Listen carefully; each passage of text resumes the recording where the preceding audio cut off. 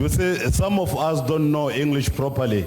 Can And then Honorable we Madisa, can only come and say, Honorable hong, Madisa, hong, hong, hong, like that Honorable member. Madisa, Yes, hong, hong, hong, Honorable Madisa, hong, hong, Honorable hong. Madisa. That's the only thing that she knows. Honorable Madisa. Yes. I don't believe I talked about South Africa on this channel for a while, and this is a great opportunity for me to do so, and also to make you into a religious person if you aren't already.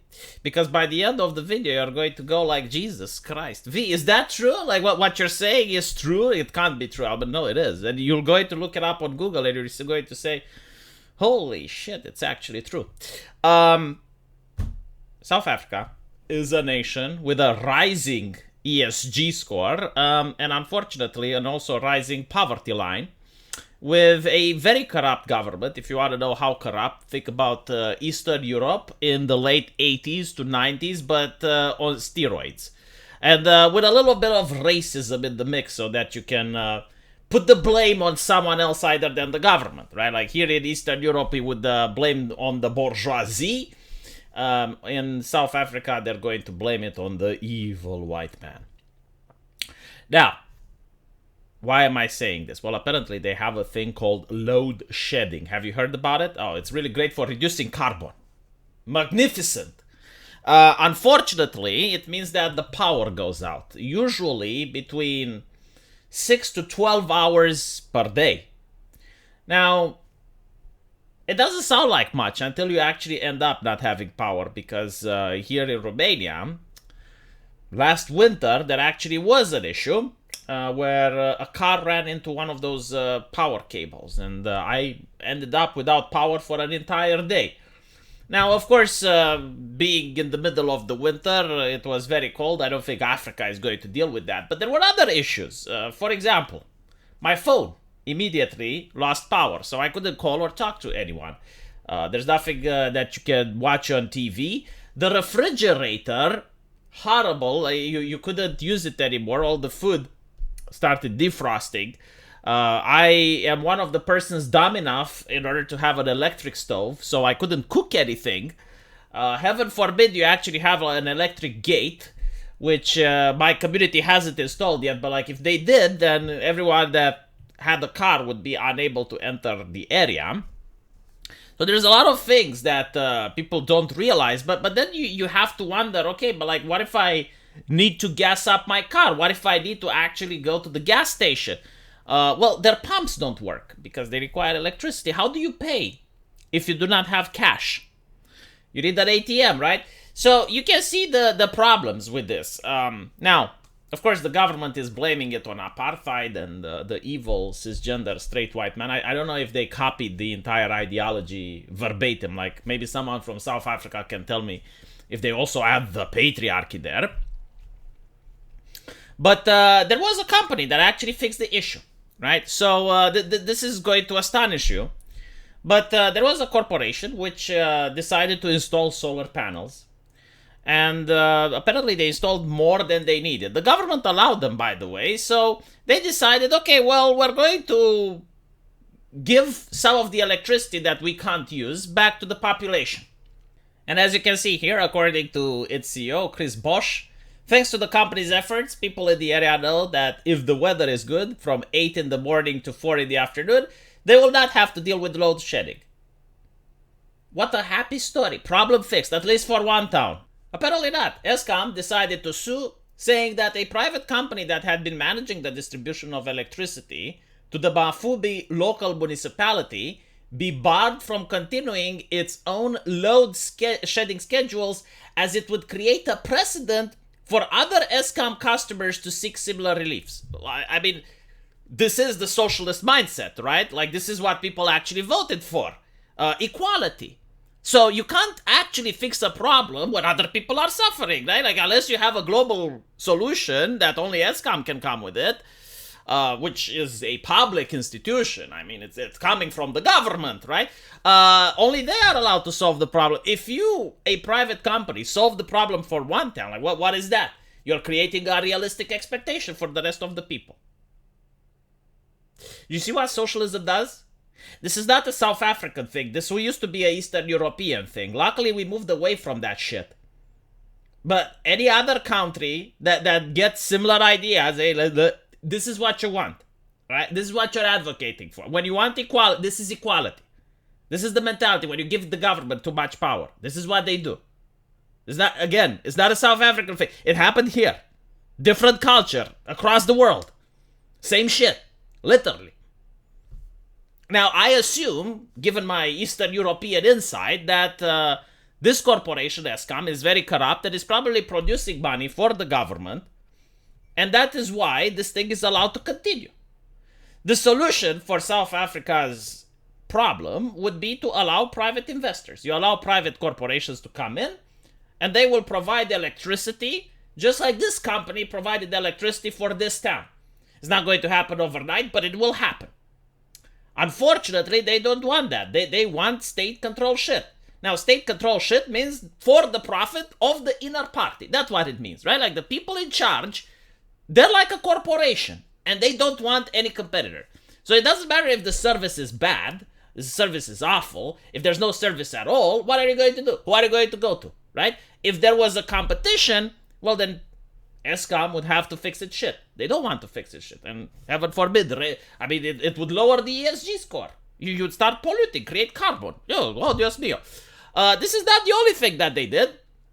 Of course, because it looks like in the next elections they may lose their majority, they're playing the race card.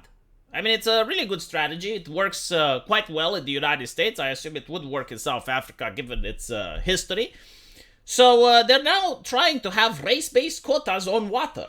So if you happen to be a minority in South Africa, in other words, white, well, you're going to get a little bit less water. Brilliant tactic, especially when the majority of farmers that produce the most amounts of stuff happen to be white. In other words, they're going to cut off the water from the farmers. Now, I assume, I'm not from South Africa, but I assume that the farmers don't really have fountains in their backyard.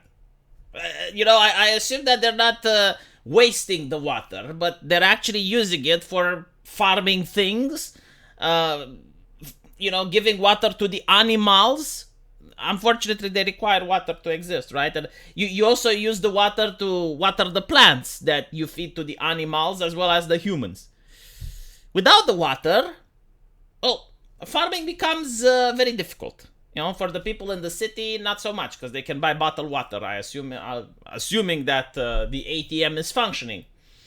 But if not, then that would be a problem for them as well. However, the farmers, the ones that need the water the most, are going to have to deal with this. You're going to create a famine. If you're wondering, why is it that everywhere socialism goes, famine follows, this is why. Literally, we're witnessing it within our lifetime. It's happening live.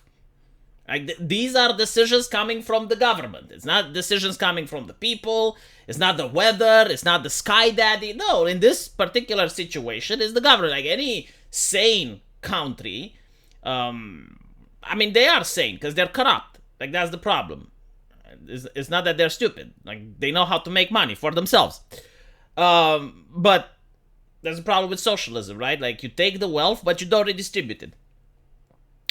But any country that isn't corrupt, the first thing that they would care about is the farmers. It's okay, well, we need to have our key sectors, which is energy, number 1, water, number 2, and food, number 3. These are essential, and the fourth one is defense, right? But all these 4 things are essential for human civilization to exist, period. You cannot have human civilization without them.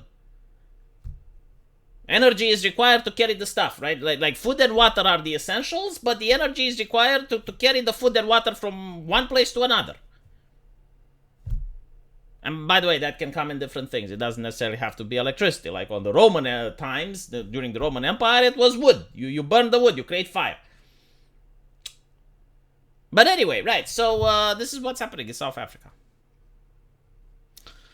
Very interesting. Next elections are also going to be very interesting. The problem has a simple solution. Can be enacted immediately. Allow private investors to come in. Stop with the socialist policies. Unfortunately, I don't see it happening. And what's interesting, I find this to be absolutely fascinating. Did you know that there is absolutely no difference between like American liberals and South African white liberals living in cities? Like I see people on Twitter from South Africa, right, that look exactly like an American and has the exact same fucking talking points. With racial guilt, and because that's why I'm looking at the white population. Because I'm curious, like, okay, but what do the white people in the cities think? Racial guilt. Oh, it's because our ancestors. No, it's because communism. Literally, communism. Just stop it. You can stop. It's a choice.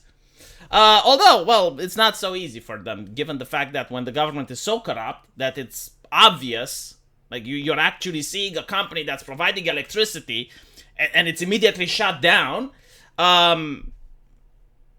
Corruption is so difficult to uproot at this point that it would take probably decades. Even more than that. Like it would take several generations, at least, until you have something resembling what Eastern Europe used to be in the late 90s. Until then, it's going to get a lot worse. How much worse? I don't know, like power grid failure. I mean, we famine, lack of clean water. The mind can only wonder. I mean, just look at other socialist nations and we can see what they do there. Don't look at Venezuela, though, because this is actually worse. At least Venezuela, as far as I know, had power. And they didn't fuck with the water for the farmers. Of course, if they receive aid, that would change things. But even then, like, how much foreign aid can they get? And at the end of the day, if things get fucked up this bad, even if you give them money, nothing will solve the issue. Because you can't pump money into this. Like, you definitely need electricity. You definitely need agriculture in your country. Like, you can't import an entire amount of food to feed the entire population of a nation. Like, you still need farmers. You still need the internal production. So, if things get really bad, even foreign aid won't be able to help. But we'll see. Let me know what you guys think. And as usual, I'll see you in the comment section. Take care.